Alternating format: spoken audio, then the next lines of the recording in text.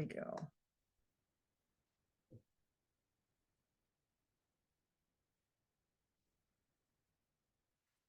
Welcome everyone to the September meeting of the koha-US acquisition SIG.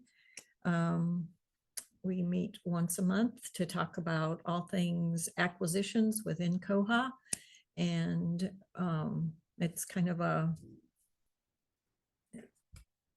not strictly planned agenda kind of thing. I will often have some topic that we can talk about, but I encourage everybody to bring whatever you have related to acquisitions, questions and things. So one thing that I do want to do is kind of go around and everybody just real quick introduce yourself, what library you're from, what your position is, because part of the goal of these SIGs is to help build community, and we want to be able to not just meet once a month and talk, but there's a conversation that can go on all month long where we can help each other out and answer questions. And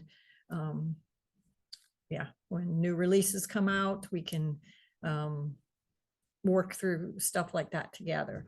So I will start, and then I think what we'll do is I'll pick somebody to introduce themselves, and then we can just go from there around. Somebody can pick the next person, and we'll try and keep track of everybody that way. So my name is Rhonda Kuiper. I work at the Round Rock Public Library. I'm the Technical Services and Collection Development Manager. And we've been on Koha since 2016. And so I will go, I'll just pick the one in the top left-hand corner. That's Marcy. Can you guys hear me? Okay, good. My name is Marcy Chen, and I work at the McKinney Public Library in Texas. And I am the librarian supervisor of our acquisitions and technical services. And we've been on Koha also since 2016. And I will pick Alex Carver. How you doing? I'm Alex Carver. I'm the ILS admin at the Ramapo Catskill Library System in the Hudson Valley in New York. And we have been on Koha since August 5th. I'll hand it to Chip. I am Chip Halverson at Westlake Porter Public Library in Cleveland area. And we've been on Koha since December. And that's about it. I work in technical services as a system administrator. And I'll pass it to Barbara. Hi, I'm Barbara Johnson. I'm at Bedford Public Library, Texas. We've been on Koha since 2016, and I'm library manager, which is just another way of saying technical services manager. And I'll pass it to Amanda. Hi, Amanda Campbell at the Huntsville-Madison County Public Library in Alabama. We have been on Koha since 2014. I'm the systems librarian. I don't remember if I said that or not. How about Jason? I'm Jason Robb. I'm the Seek and Find coordinator at the Southeast Kansas Library System in Iowa, Kansas. And we've been running Koha since 2008. And I'll go with Chanel. Hi, I'm Chanel Wheeler, the systems librarian for the Yavapai Library Network in Arizona, and we have been on Koha since late June. How about Bridget? Hi, I'm Bridget Nolan. I'm the Director of Library Services in Seattle, Washington at Cornish College of the Arts, currently walking to work as we speak. And I don't know how long we've been on Koha, very, very long time. I can't see anyone because I'm on my phone. So could someone please choose someone for me? Okay. John, can you be next? Hi, I'm John Vinke. I'm the Assistant Director of Library and Learning Services at Austin Presbyterian Theological Seminary, which is quite a mouthful, located in Austin, Texas. I basically do all the stuff that's technical services. And we've been on Koha for 8 months now. And I'm having trouble figuring out who's been picked and who hasn't. Has Kristen Ortelli been picked? I have not. Can you hear me? I can. Great. I am Kristen Ortelli, Library Systems Manager at the Santa Fe Public Library. Who hasn't gone yet?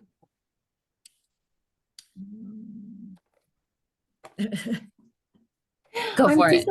Cecil Hilliard from Washoe County Library, and we've been with Koha since 2012. And I'm cataloger and money person. Okay. And let's see, we've got Holly hasn't gone yet. I'm Holly McDougall. I work at the Round Rock Public Library. I'm the acquisitions assistant under Rhonda. And I think Christie is the last one. Hi, I'm Christie Ballesteri. I work at the Monterey Public Library in Central California, and I am in acquisitions. And we've been on Koha since I've been here, which is 2019, but I think it's been a little bit longer. Anyhow, so do all the buying and EDI setup and all that kind of stuff. Okay. All right. So hopefully if something comes up and you have questions, you can contact these people and you'll have a face to go with the name. And we can continue the conversation. So the one question that I had for this meeting, and then we can go with whatever's on your minds. We've done a couple of things since the last meeting. We were at the Koha conference, and last meeting we had the representatives from PTSF, Europe, talk to us about acquisitions 2.0. And I was just wondering what kinds of thoughts, feedback that people had about either of those things.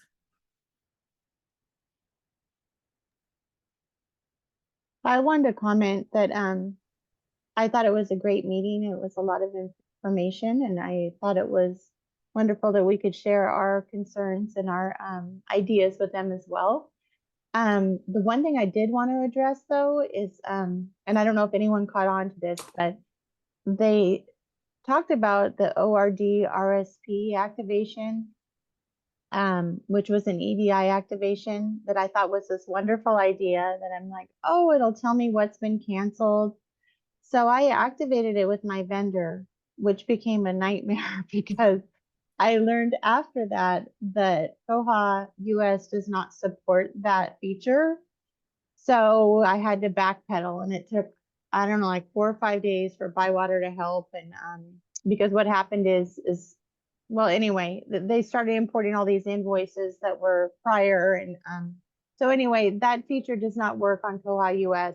And again, I thought it was going to be helpful because it would say like, oh, this is canceled. And instead of getting like the email cancellations. So that is very good information because I was in the process of getting that turned on for our system. So I think I'll put the brakes on that. So Christie, did Bywater say anything about, I mean, I got the impression from the meeting that it was something that Koha had. Did Bywater give you any reasons for why it wasn't working? Not necessarily. I can share with you, Rhonda, again, what happened, but it was a bit of a nightmare. I wasn't even able to do my job for 3 or 4 days. And so what happened is I'm with Broad Art with EDI mainly. And so they activated that within the day. And then I wasn't seeing those notifications come in. And that's when I contacted Bywater and said, why aren't these acknowledgements coming in, the ORD RSP? And somehow they imported a bunch of invoices for like the past 8 months or something that messed up my whole system. But then I think it was Kyle or somebody said, well, we don't have that feature in koha-US. So I don't know what the difference is. They said there are differences between koha-Europe and koha-US. I can dig through my ticket, Rhonda, and see if there's any specifics, but I don't remember any besides that we just don't support that was the answer. Okay, okay. Because that's what I remembered, is that they didn't support it. And when they said, oh yeah, we do, I was kind of like, really? But yeah, there's definitely difference between the koha-US version and the European, that the other version, because the US does EDI so differently from the rest of the world, which isn't great. But thanks for sharing that, because I was in the middle of getting that turned on with Ingram. So yeah, and I'll send you an email, Rhonda, like I'll copy and paste what okay, that'd be pertinent great on the ticket. Yeah, that'd be great.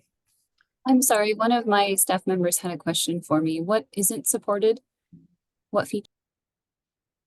Christie, you want to take that? it was the ORD RSP feature, the order response via EDI.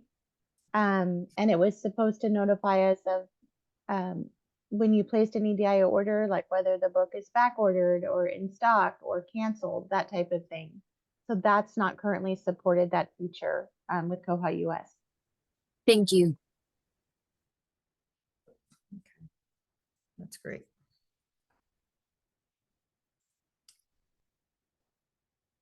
Any other thoughts?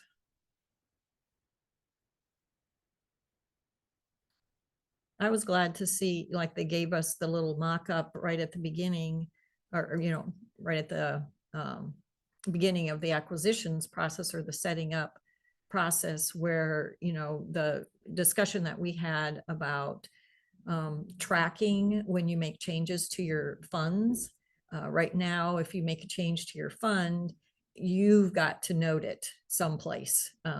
If you put it in the notes field, or whatever you do, that's the original number. You actually change the number of how much money's in the fund, and that the original number is lost.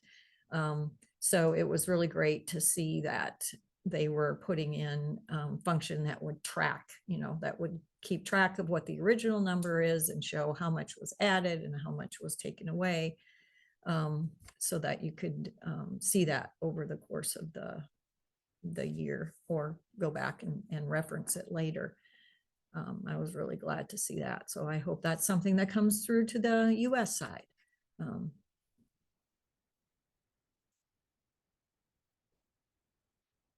Any other thoughts?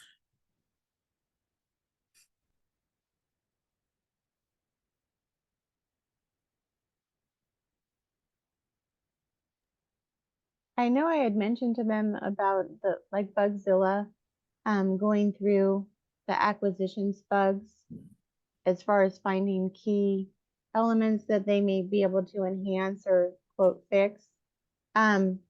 And he did comment like, oh, that would be overwhelming, but I have been on Bugzilla not that many times, but I have it open now. If you just put in acquisitions, and again, that may not cover all of acquisitions, but I just put in that search field that it comes up with like 311, which we could say, oh, that's pretty unmanageable, but it doesn't seem that overwhelming to me. Like if you just kind of pick and choose or glance at them, it doesn't seem like it would take that long. So that's why I had suggested it to them about just kind of going through there and thinking like, oh, this will fit into our, what we're doing, our enhancement. I don't know if anyone else has any thoughts on that.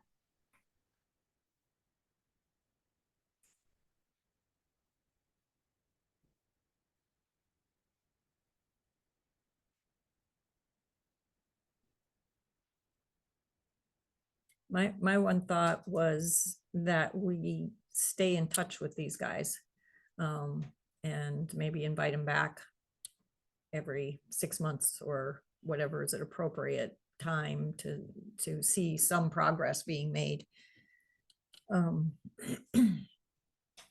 Just to kind of, track what they're doing and see that what's happening. I was unable to attend the last one and I haven't been able to watch the recording yet, but was there any kind of a timeline of what they're working toward? I don't remember anything. It was years, kind of thing, my impression, a year or two.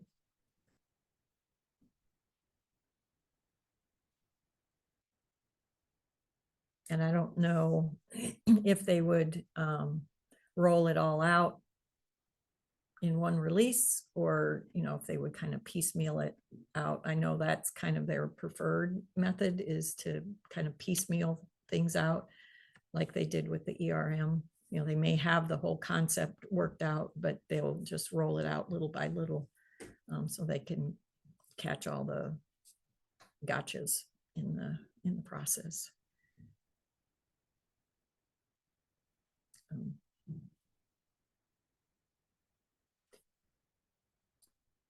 So is everybody on 2405 at this point?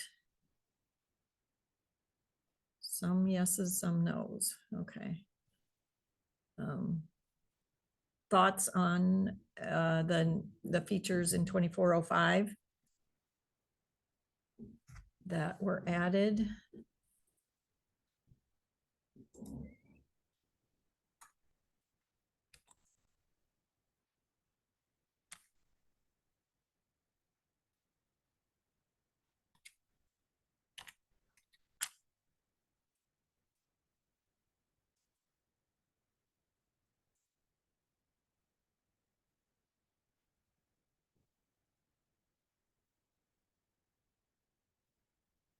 So you should be able to see bibliographic information of deleted records in the acquisitions basket. Okay. That's true, and that is nice. I was trying to remember what the new features are. Yeah. Yeah, that is one, and that is nice to be able to see information as opposed to just deleted bibliographic record or whatever it said. Yeah.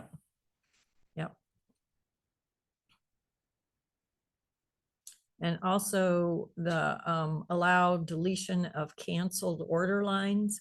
I don't know if you guys have had the experience where there'd be a canceled order line and then that basket would never go away from the shown or active basket list. We would have to contact Bywater and say, can you get rid of this so that this everything was received on that basket, but that one order line was still hanging out there, and so that should be fixed now. That's great. Does it still give you the warning, Barbara and Rhonda, about when you mentioned that the bib record is still there on a deleted item, but does it still give you that warning when you're trying to delete an item that it says, oh, this will affect your order module, that warning? I don't remember. I don't either, because I'm not the one doing it every day. So. Does it warn you when you're doing the cancel when you're canceling the order line, or when you're canceling an item or a bib record? It used to warn you when you canceled the item or bib record. Okay. I don't know. I haven't done it since then. Suppose we could pull up well, it might take a lot of setup. I was going to say we could pull up the test system and see but I don't know how much setup that would take. Might take quite a bit of time.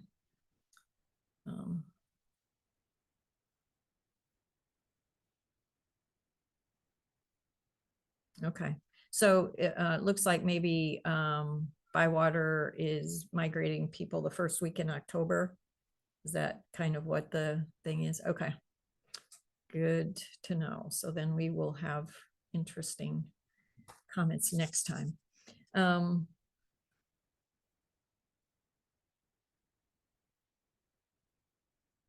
Okay, they added the, wow, what is this? Coded location qualifier, the barcode and enumcron to the mark item fields to order. So you'd be able to pass those from your vendor to your to Koha as well. I think they also did some enhancements with the purchase suggestions module and acquisitions, which we don't use because it doesn't work with EDI. But you can now, within an order basket, there's a link to place a hold in the basket now. So that may make it a little faster for some libraries that are linking purchase suggestions with acquisitions baskets. Yep. Yeah, so that'll be good. Yeah, so that you can now put a hold on something for a specific patron that made the suggestion. You can do that before you order it, so, or as you're ordering it. Okay. Would someone mind showing me that? I'm confused how, so Marcy, you said it's not set up for EDI coordination with the suggestion tabs, but I'm confused how people are actually ordering from the suggestion tab when sometimes there's no ISBN or, so how are you guys connecting that? Let me, shoot. Is this where I say talk amongst yourselves while I get this figured out? And we're not using that at all.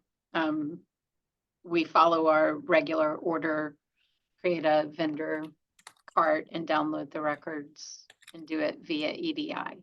So there is no link between I track it by using a unique fund for purchase suggestions. So I can have stats and stuff that way, but.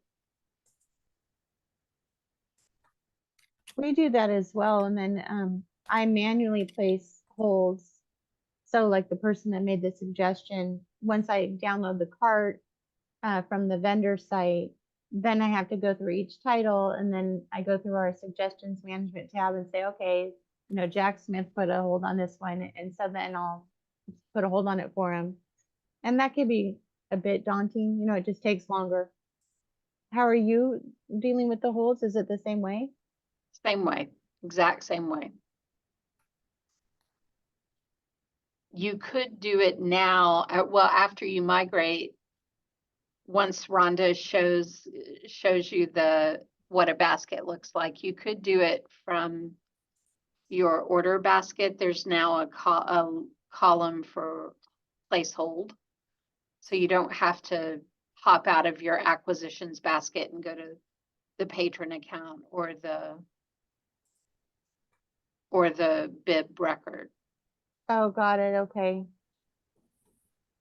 Okay, so I had to, this is our live system because the koha-US testing isn't updated, and the password, somebody changed the passwords on the Bywater one, so their passwords don't work to get into there. So here we are on our live one. So let's say we want to, I'm just going to do, oops, an Amazon thing. We've got some test baskets here. So if I go in here, and then if I do add to basket, there's a from a suggestion here. And it's thinking. And it's still thinking.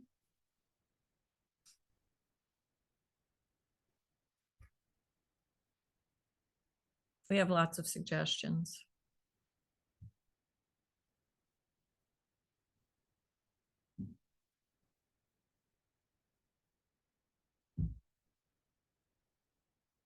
Okay. So we have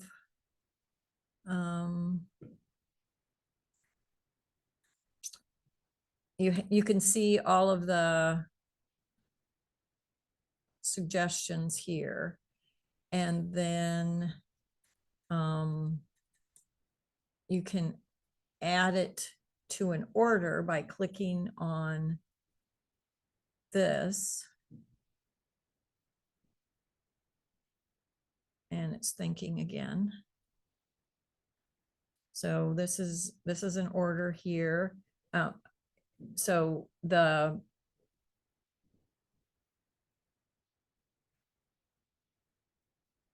it pulled in all of this information from the purchase suggestion. So I think that you'd have to make sure that you had an ISBN in there. I would be inclined to do that.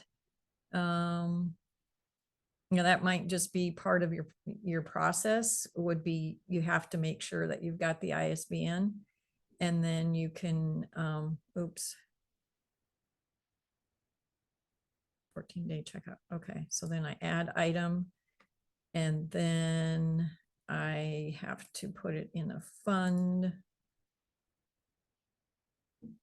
So where is the hold button? Or do I have to keep going? It's not until you get it in the basket, and then there's a column in the basket with a link to place a hold. So you'd have to get them all in the basket, and then you can. Now, what I don't know, because we don't use it, if you click that, does that pull up that patron? You have to search for the patron. So not quite as great as it could be. Mm-hmm.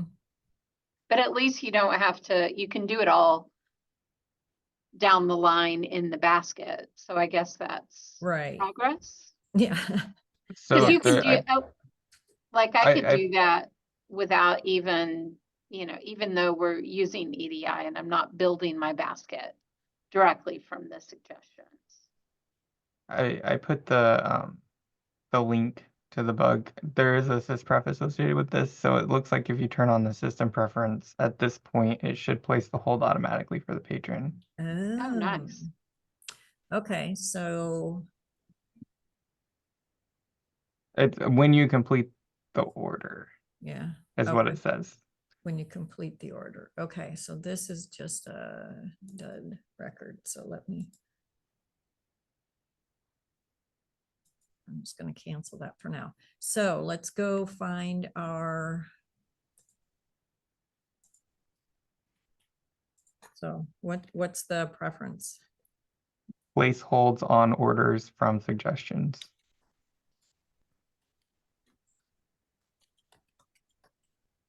Probably enough. Okay. So we had it set to don't, so let's change it to do and save. Okay, I just have to remember to go back and turn this off. And then I need to go to acquisitions.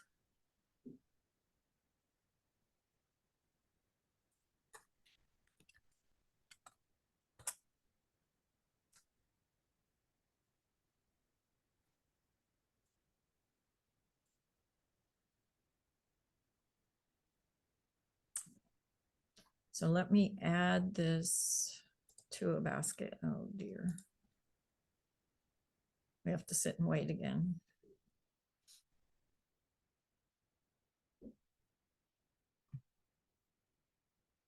do other people have this delay when you pull up suggestions, that it takes quite a while to do this? And we only keep our suggestions for a year and then they drop off the back end. Okay, here we are. All right, so if I add order.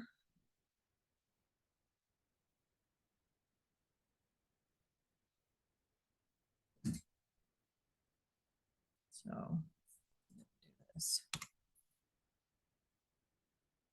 And add item. We got one item in there. No, I'll just add it here. Oh, I didn't give it a price before, but that's okay.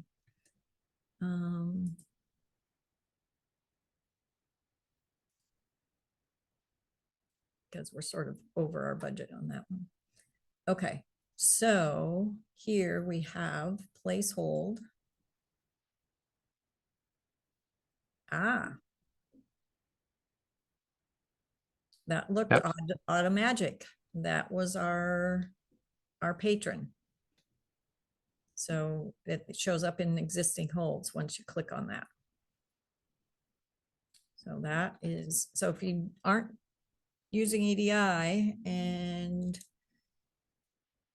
you want to add things to your basket from purchase suggestions, then you could place the holds on right away. So what you're saying is you can't use this format if you're using EDI. That's true. Okay. And then I did have a question on that warning notice. You know, we all do things so quickly throughout the day, especially when we're used to them, like ordering. I'm consistently getting that warning notice.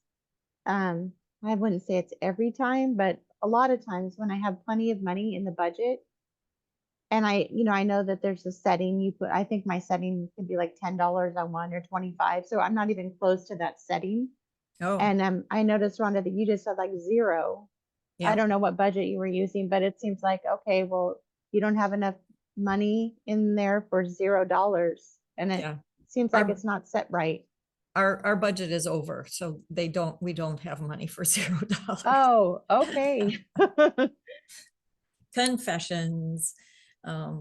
Yes, ours is definitely over. So now I'm going to have to go and cancel that hold so that I can delete it from the catalog. I guess if I went back here, I could do that. I'll cancel this. So Rhonda, what does that bib record look like? Can you right click on the item in the basket? I'm just curious. Oh, thank you. Oh, so the picture shows up and Yeah, because we have the ISBN in, and it, I guess, came from Amazon, but as long as you've got that ISBN and the picture, should show up depending Okay. on who you've got connected with it. But then, I didn't bother to put a lot of the information in the item field, just the default stuff. So that's what's showing up here. I could have put in the shelving location or the, whatever.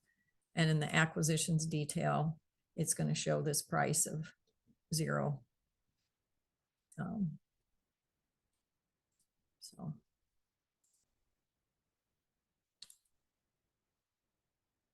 Let's see if I refresh that back here. Oops, too far. Oh, I always get myself in trouble when I start doing this. All right. There. Okay. That was, is anybody that is not using EDI interested in this feature? I'm gonna start using it if we use Amazon or a non-EDI ordering Oh, thing. okay. So I'm glad we went through this little exercise because I could, kind of fake build out the record or at least make sure the ISBN is there in the suggestion module. Because I'm typing in stuff anyways when I do an Amazon order, although actually I'm usually getting an actual record at that time and bringing it in. But yeah, that's a nice little feature. Mm-hmm. I have a question for the group. We were using Marchive to provide us with authority record updates, and Marchive is shutting down shop in December. So we're in talks with Backstage. And I wanted to know, is anyone else doing authority updates in any other way other than paying a vendor to do that for us or for you? We use Backstage.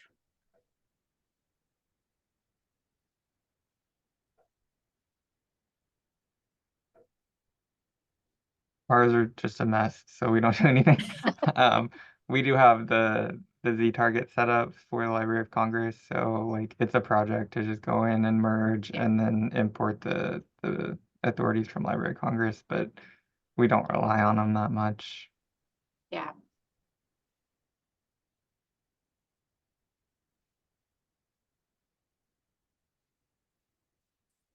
Okay.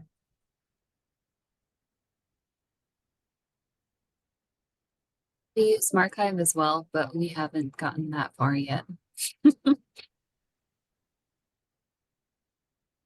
Rhonda, how is Backstage been a good vendor for you? We've had good experience with them. They're responsive and, you know, they, I'm not the one that communicates with them the most. One of our catalogers is kind of, you know, that's kind of his job. But he doesn't have anything bad to say about them. You know, if he talks to them, you know, they're pretty responsive with whatever.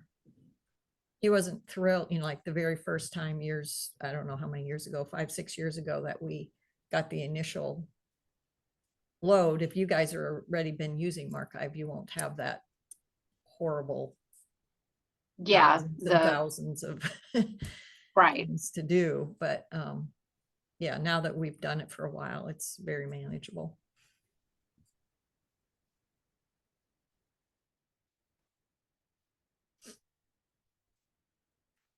Okay. Let's see.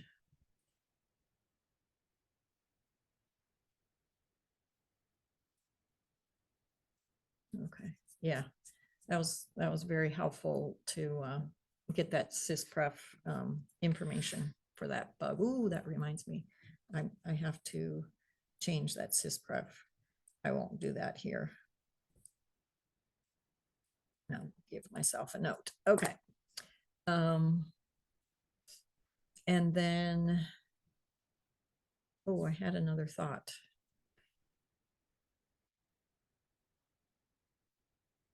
It escaped me.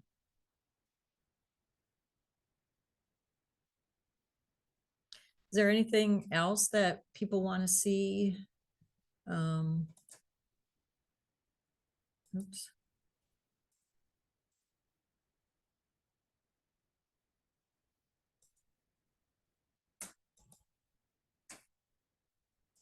As far as, I don't think, I mean, that one where you can place holds, that was a big one. People have been talking about that one for a long time.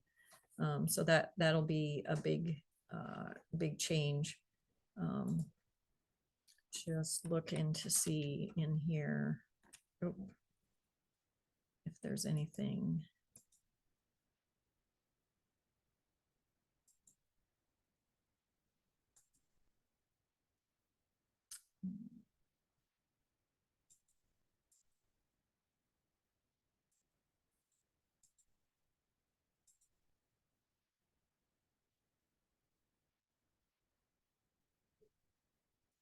Don't see anything else that's there. There's some little, you know,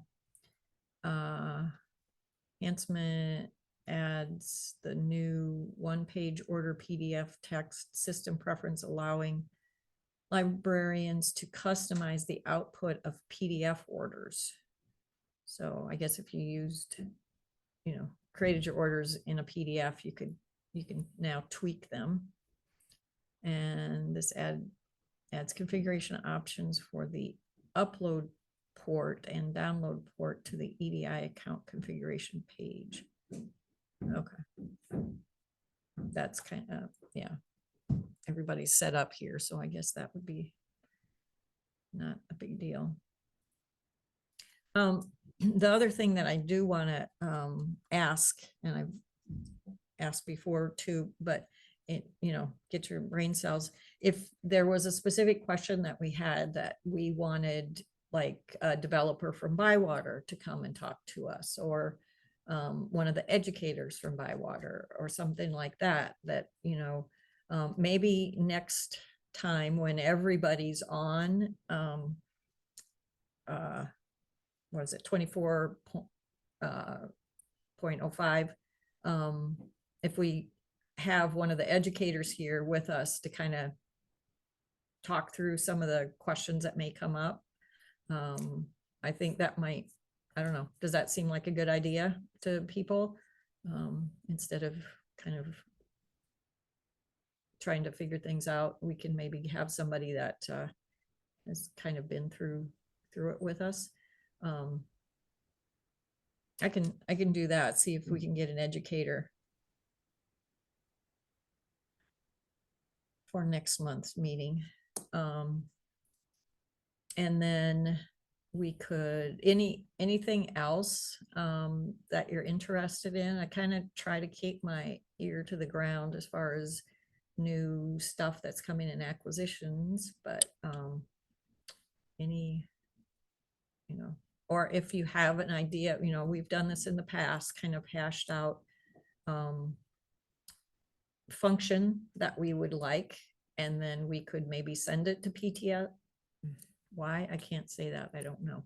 PTFS Europe, and just kind of put it up on their radar, as wouldn't it be nice if we had that.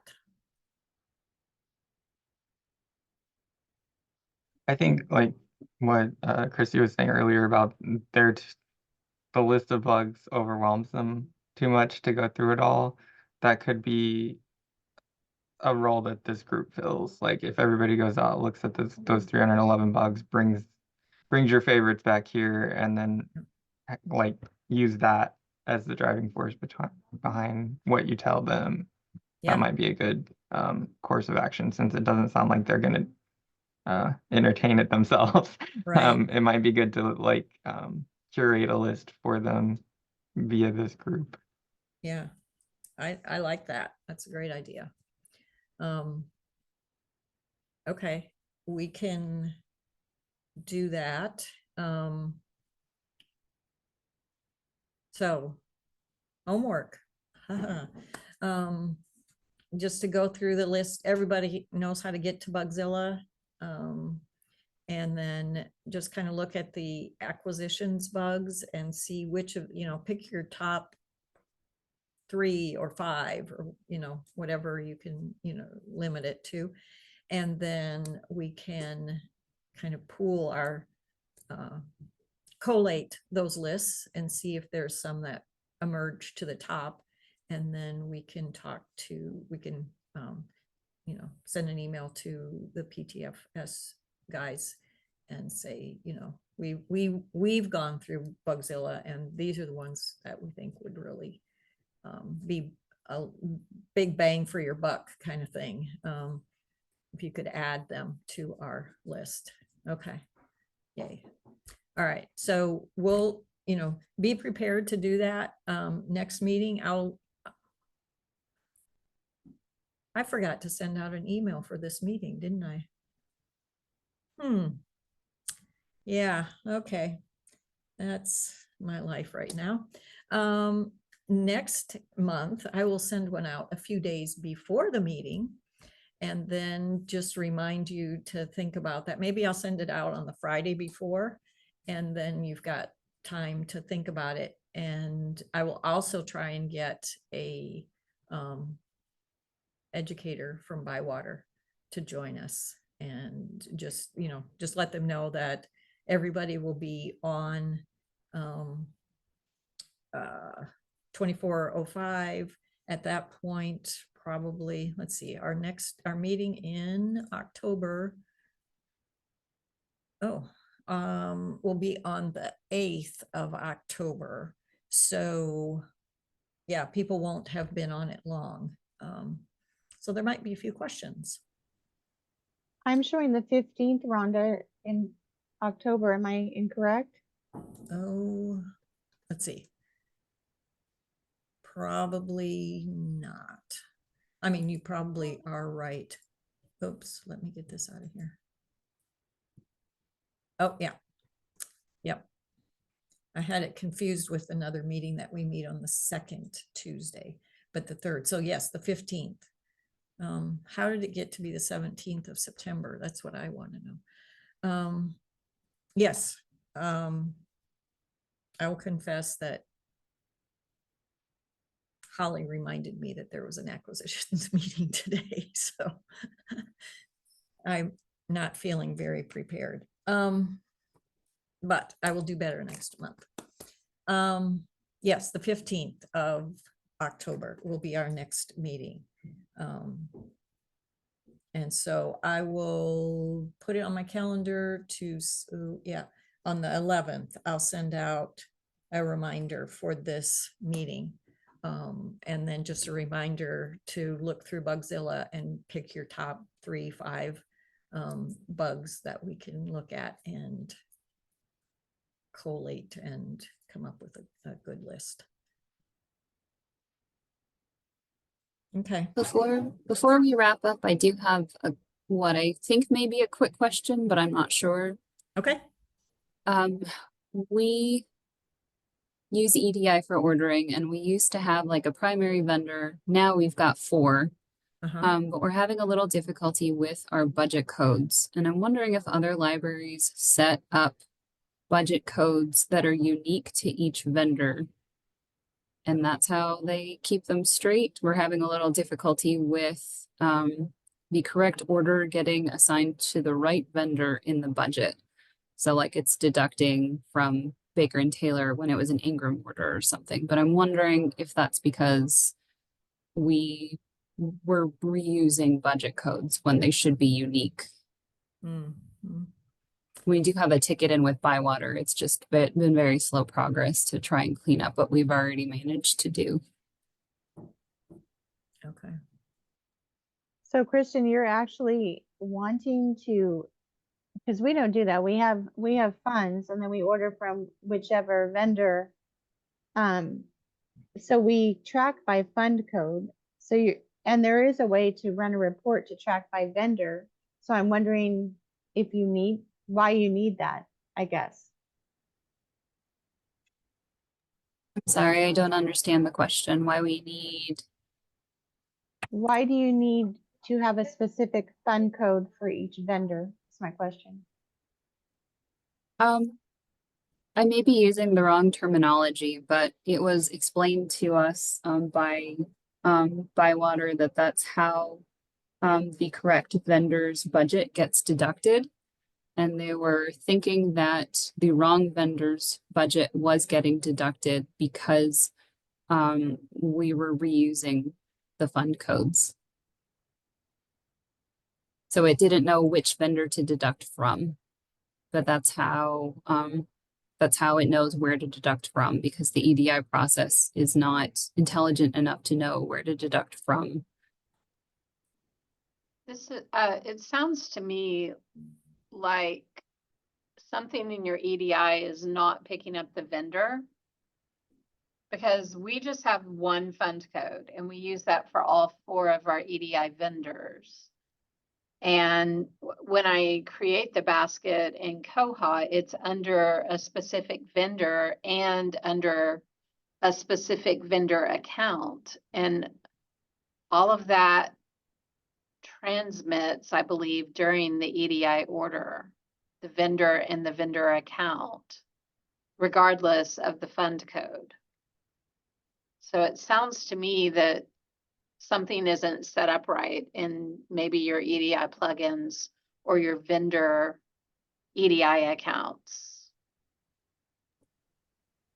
We may have to, I think, wait for Bywater to help us fix it then.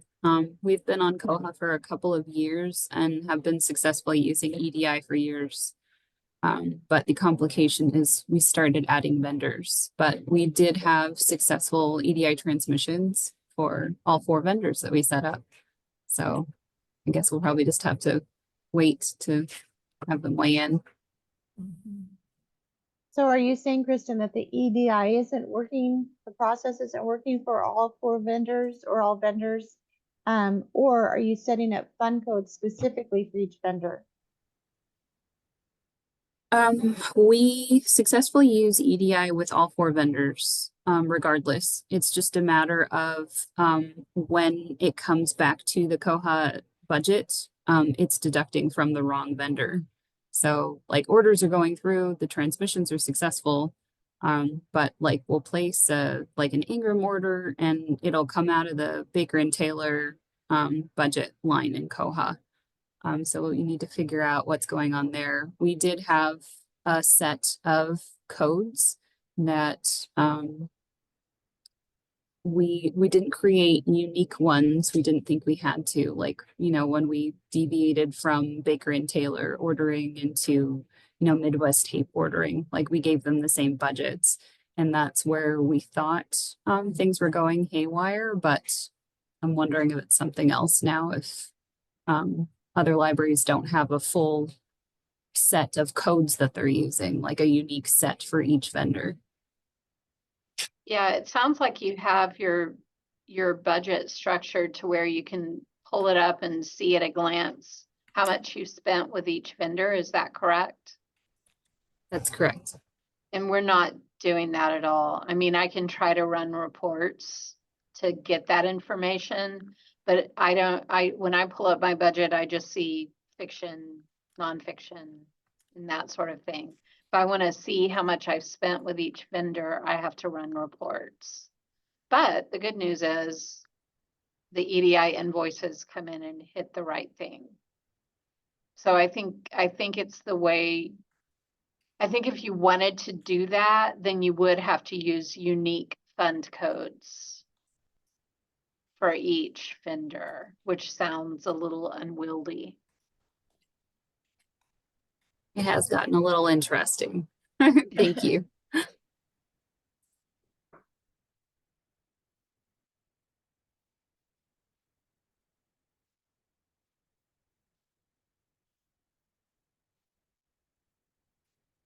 Yeah, I think what Marcy said is what we do as well. We just have it set up. We don't track which vendor we're ordering from in the fund. And if we want to break it out by vendor, then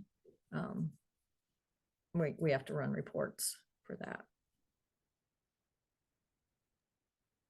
Yeah, and there's save reports in Koha, Kristen, that you can do that pretty easily. I do think we may have over-engineered it. Like we only do youth ordering through Ingram. We only do purchase suggestion ordering through, I'm not sure which vendor it is right now, but it does sound like we've definitely set up a very interesting system.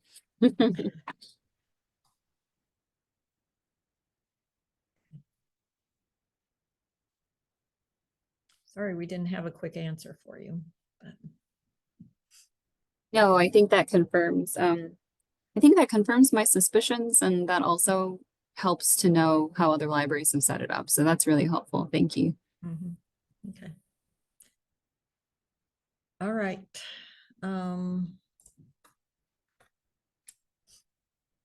Let's see here.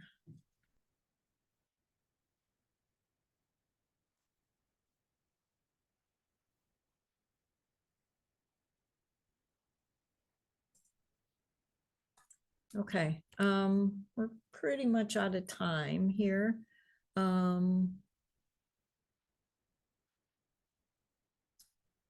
So next meeting will be October 15, same time. Same link. And I will see if we can get educator from Bywater so that we can have somebody that's had some experience on all the fronts with with acquisitions on the new 2405. And then I will send out an email on the 11th, just reminding everybody to kind of dig through the Bugzilla acquisitions list and kind of pick out your top would like to have things. And then we can talk through that too. Okay. Does anybody have anything else? Okay. Then we will see you next month on the 15th. Thanks, everyone. Yeah. Bye. Thank you. Bye.